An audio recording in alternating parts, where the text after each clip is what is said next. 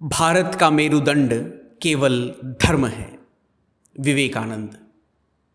हिंदू का खाना धार्मिक, पीना धार्मिक, सोना धार्मिक, उसकी चाल ढाल धार्मिक, विवाह आदि धार्मिक और यहाँ तक कि उसकी चोरी करने की प्रेरणा भी धार्मिक होती है। इसका एक ही कारण है और वह यह कि इस देश की प्राण शक्ति, इसका ध्येय धर्म है। और क्योंकि धर्म पर आघात नहीं हुआ इसलिए यह देश अभी तक जीवित है। भारत में मां ही परिवार का केंद्र और हमारा सर्वोच्च आदर्श है। वह हमारे लिए ईश्वर की प्रतिनिधि है क्योंकि ईश्वर ब्रह्मांड की मां है। एक नारी ऋषि ने ही सबसे पहले ईश्वर की एकता की अनुभूति की और यह सिद्धांत वेदों की प्रारंभिक ऋचाओं में व्यक्त किया। जो प्रार्थना से जन्म लेता है वही आर्य है और जिसका जन्म कामुकता से होता है वह अनार्य है। भारत में यह बात इतनी गंभीरता से स्वीकृत हो गई है कि यहाँ यदि विवाह की परिणति प्रार्थना में ना हो तो हम विवाह में भी व्यभिचार की बात कहते हैं। यह सतीत्व ही हमारे राष्ट्र का रहस्य है। संसार हमारे देश का अत्यंत ऋणी है।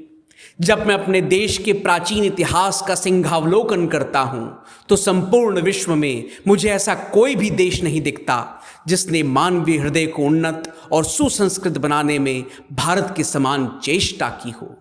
इसलिए ना तो मैं अपनी हिंदू जाति को दोषी ठहराता हूं और ना इसकी निंदा करता हूं। मैं तो कहता हूं तुमने जो कुछ किया है अच्छा किया है, पर इससे भी अच्छा करने की चेष्टा करो। प्राच्य और पाश्चात्य राष्ट्रों में घूमकर मुझे जगत का कुछ अनुभव प्राप्त हुआ है। मैंने सर्वत्र सब देशों का कोई ना कोई ऐसा आदर्श देखा है जिसे उस देश का मेरुदंड कह सकते हैं। कहीं राजनीति, कहीं समाज संस्कृति, कहीं मानसिक उन्नति और इसी प्रकार कुछ न कुछ प्रत्येक के मेरुदंड का काम करता है। परंतु हमारी मातृभूमि भारतवर्ष का मेरुदंड धर्म, केवल धर्म ही है।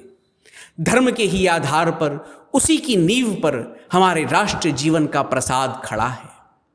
भारत की वह प्राण शक्ति अब भी आक्रांत नहीं हुई है।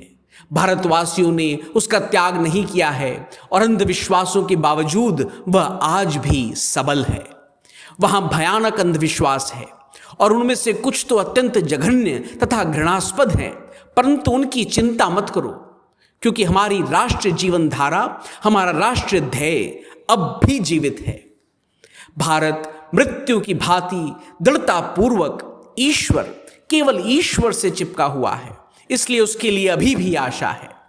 यदि पृथ्वी पर ऐसा कोई देश है जिसे हम धन्य पुण्य भूमि कह सकते हैं, यदि ऐसा कोई देश है जहां मानव जाति का क्षमा, धैर्य, दया, शुद्धता आदि सद्वृत्तियों का सर्वाधिक विकास हुआ है, और यदि ऐसा कोई देश है जहां आध्यात्मिकता तथा सर्वाधिक आत्मान्वेषण का विकास हुआ है तो वह भूमि भारत ही है।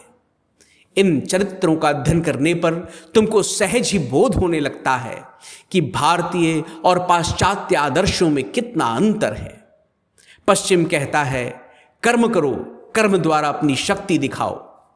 भारत कहता है सहनशीलता द्वारा अपनी शक्ति दिखाओ।